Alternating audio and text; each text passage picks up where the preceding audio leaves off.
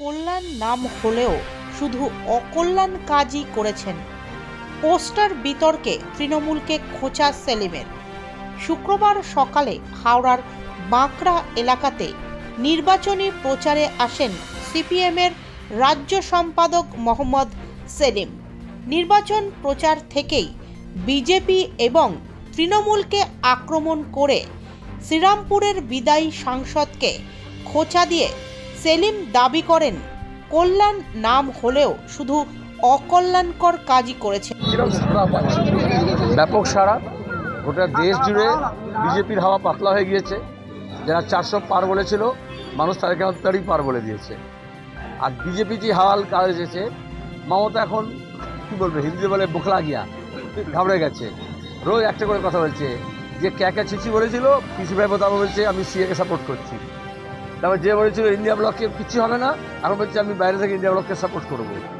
সকালে বলছে আমি তৈরি করেছি, আমি নেত্রী, আর পরের দিন বলছে আমি বাইরে থেকে সাপোর্ট করবো। তো ইন্ডিয়া ব্লক যখন গোটা দেশে বিজেপিকে হারাচ্ছে, তৃণমূলের ভূমিকা কী? এখানে পাড়ায় মস্তানি করা, ঝান্ডা খোলা, পাড়ার ভোট, পার্লামেন্টের ভোট। এখানে এই জন্য এসছি, এই বাঁকড়া সলভ এসব জায়গায় দীর্ঘদিন ব্যবসায়ী এলাকা, এখানে তোলাবাজি, মস্তানি, গুন্ডামি, পঞ্চায়েত নির্বাচনে, পুর নির্বাচনে আমরা দেখেছি। সেখানে দাঁড়িয়ে শ্রীরামপুরে কল্যাণ ব্যানার্জির বিরুদ্ধে দীপশিরাকে আমরা দাঁড় করিয়েছি। বিজেপি এখানে কে বিজেপি আর কে তৃণমূল বোঝা যাচ্ছে না। সেখানে আমরা পরিষ্কার কথা, হাওড়া শহর হোক, সদর বা শ্রীরামপুর হোক বা হুগলি হোক বা আরামবাগ হোক, বাম এবং কংগ্রেসের সমঝোতা হওয়ার পরে আমরা মালদা মুর্শিদাবাদ থেকে দেখেছি দক্ষিণবঙ্গ পর্যন্ত একটা হাওয়া উঠেছে।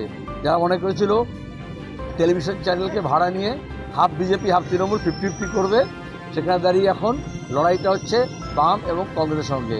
বিজেপি হোক বা তৃণমূল হোক, সিপিএমকে গাল না দিয়ে, কংগ্রেসকে গাল না দিয়ে ভাত হজম হচ্ছে না।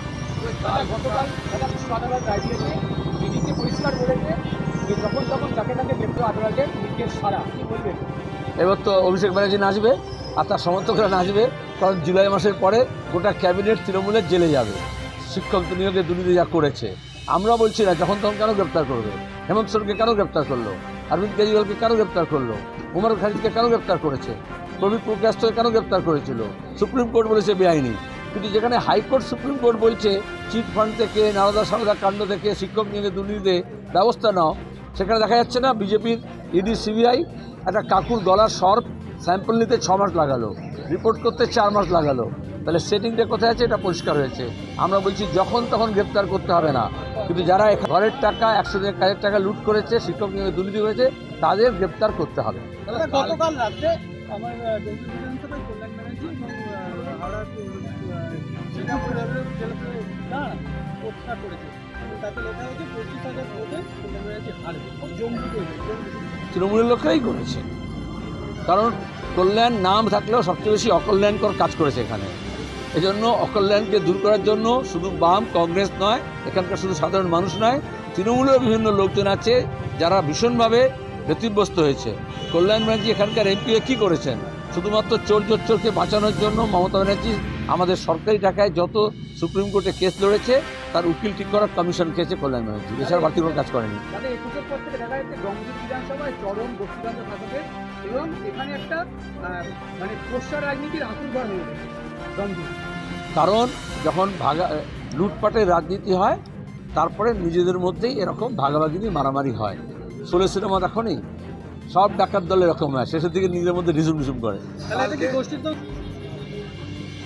গোষ্ঠী আর না গোষ্ঠী, যারা চোর নয়, জোচ্চোর নয়, লুটেরা নয়, তোলাবাজ নয়, তারা দীপশিরাকে সমর্থন করবে, পরিষ্কার কথা। কালকে মমতা ব্যানার্জি বলেছে শুভেন্দু অধিকারী আর সিপিএম মিলে নন্দীগ্রামে গণহত্যা করেছে। আচ্ছা, গণহত্যা করেছে এটা স্বীকার করছে। শুভেন্দু তখন কোন দলে ছিল? তৃণমূলে ঝান্ডা ধরেছিল। কিষাণজি কার হয়ে খুন করতে এসেছিলেন? কে নিয়ে এসেছিল? তখন আরএসএসের পরিচালনায় মাওবাদীদের সঙ্গে নিয়ে শুভেন্দু মুকুলকে দিয়ে মমতা ব্যানার্জি আমাদের রাজ্যে যাতে শিল্পায়ন না হয়, কলকারখানা না হয় এবং তিনি যাতে মসনদে বসেন তার জন্য খুব খারাপই করেছেন। এখন এসব বলে লাভ কী? এবার তো সন্দেশখালিতে কী হচ্ছে? রোজ বিজেপি আর তৃণমূল নকল ভিডিও বার করছে। তখন অনেক নকল ভিডিও বার করেছে, দুজন একসঙ্গে বার করেছিল, শুভেন্দু আর মমতা। এখন আসল কথা হচ্ছে মমতা, মুকুল, শুভেন্দু, অভিষেক সব চোর।